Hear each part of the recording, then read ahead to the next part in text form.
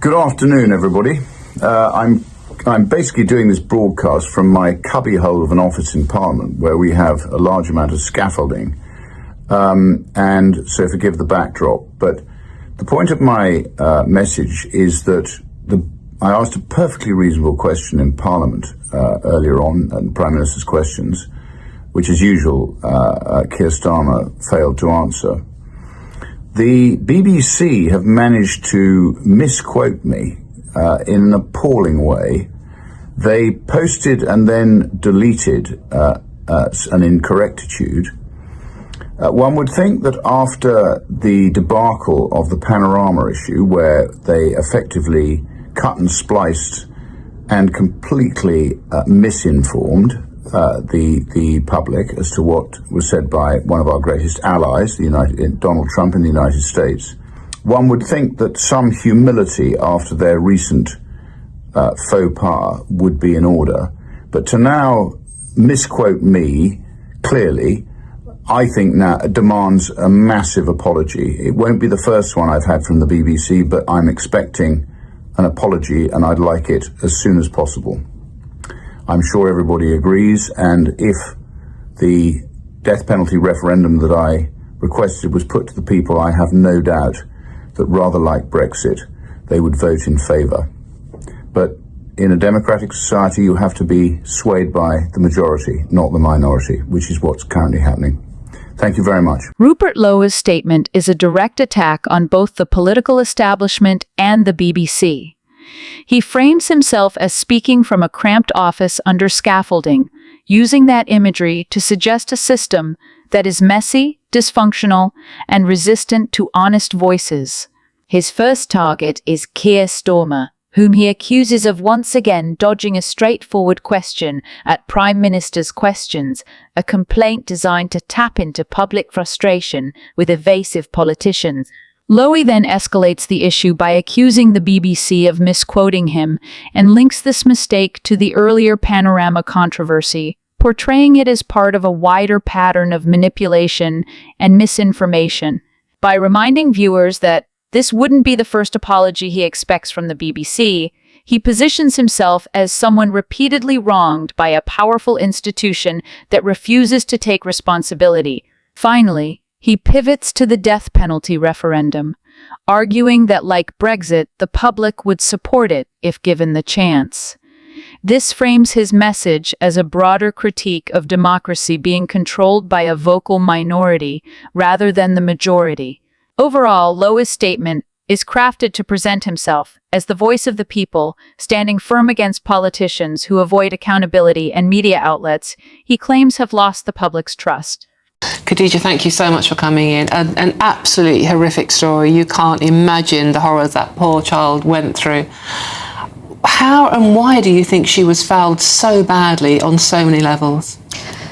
Thank you so much for having me, and it always breaks my heart when I'm talking about this little girl. She was 10 years old girl. She was beaten, she was burned with iron, she was scalded with hot water and hooded. And there were 71 fresh injuries on her body and 29 fractures at the time of her death.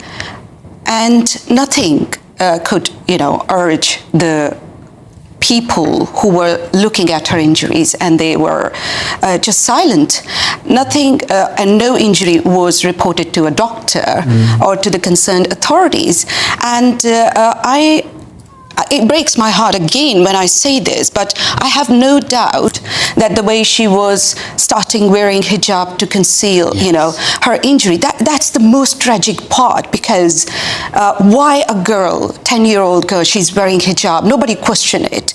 Nobody doubted it under the pretext of cultural appropriation. And I have no doubt that if she were alive, she would be wearing niqab or burqa to hide her oppression and injuries. And the Prime Minister, Keir Starmer, would dodge the question and refuse to discuss this issue of banning hijab or niqab and burqa for children in British primary schools, as he did earlier. And this issue, and he would refuse to address this issue, which is related to the rights of the most vulnerable people, minorities within minorities. And that is tragic. This is such an important point, because so often in cases of tragedy where authorities could have stepped in, could have stopped this. We've seen with the grooming gangs. We actually saw with the Manchester Arena bombing as well. And now we've seen with the Shara Sharif case. Had people been willing to say, well, why are you wearing a hijab? Well, why are you covering parts of your face and a huge amount of your body? Likely, these inspectors did not want to be called racist, and they prioritised not being called racist above the safety and indeed the life of a child, of a vulnerable young girl. I refuse to buy this excuse anymore that they didn't want to appear as racist, because I would say there has been a shameful denial about the religious and cultural aspect which is bleak and grim to this case, to this horrific tragedy. A concept of having someone aggressive and authoritarian, in a conservative Muslim household, a father who is ordained by religion and culture to discipline his daughters and women, it's not a new thing. And that is a tragedy that a man who had 16 years of record of abusing women and violence against women and children, he was not even doubted for a moment when he was granted the custody of this girl. So I don't want to buy this excuse anymore that they didn't want to appear racist. It was a shameful denial under the pretext of respecting cultural and religious sensibilities, and they threw this little girl and her right to live with dignity under the bus in order to appease, I would say, these religious and cultural fanatics. And the report has found that they are unable to, find a single solution to this problem, what happened to this little girl. I humbly suggest that how about just stop pandering to the religious fanatics? How about throwing the girls and women from minority background under the bus in order to appease religious fanatics? And how about sacrificing little girls such as Shara Sharif on the altar of multiculturalism for a starter?